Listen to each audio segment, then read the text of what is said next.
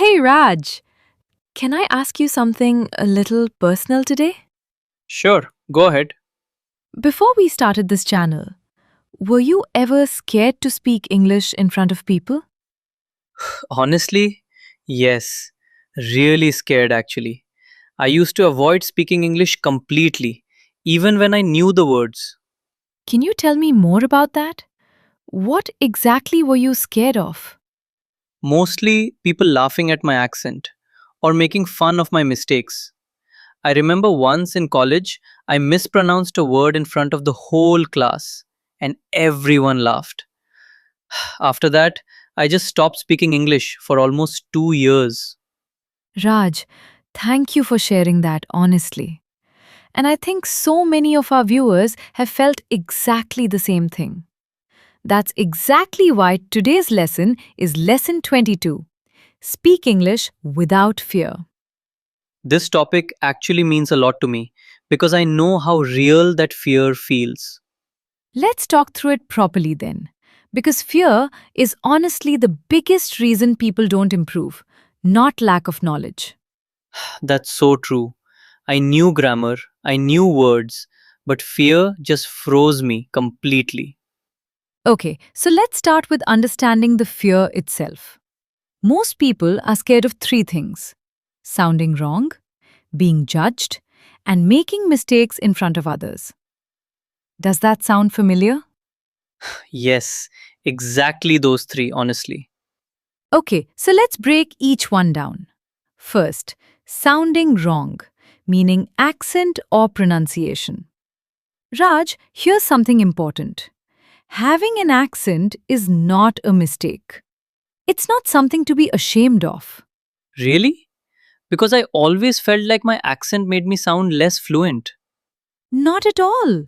Even native English speakers have accents: British, American, Australian, all different. An Indian accent speaking clear, correct English is completely normal and completely fine. The goal isn't to sound like a native speaker.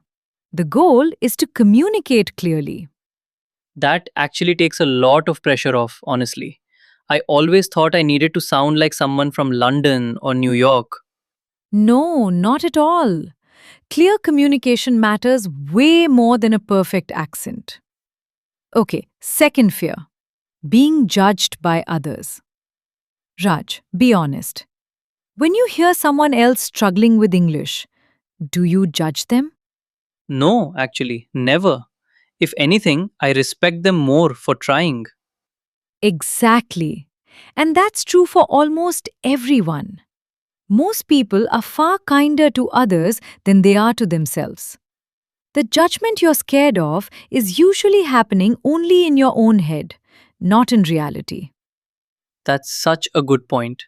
I think I judge myself way harder than anyone else ever has. That's true for most of us.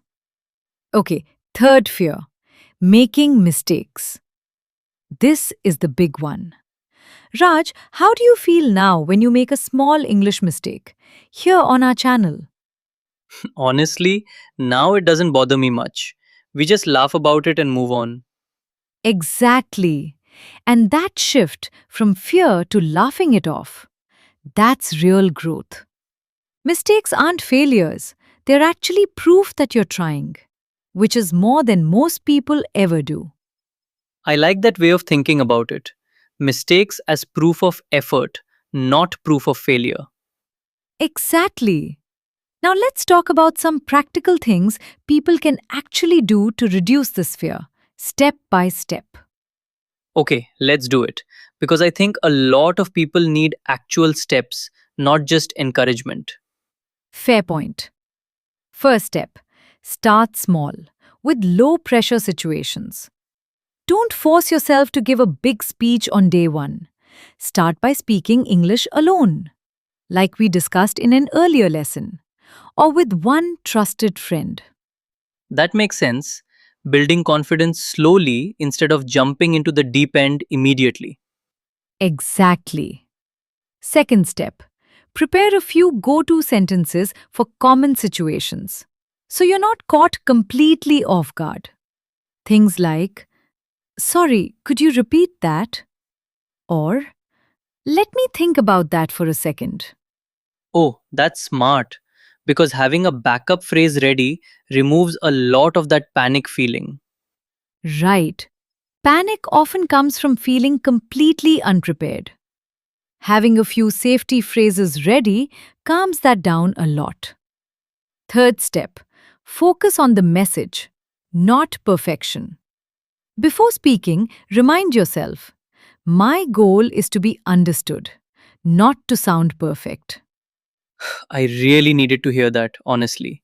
I used to overthink every single sentence before saying it. A lot of people do.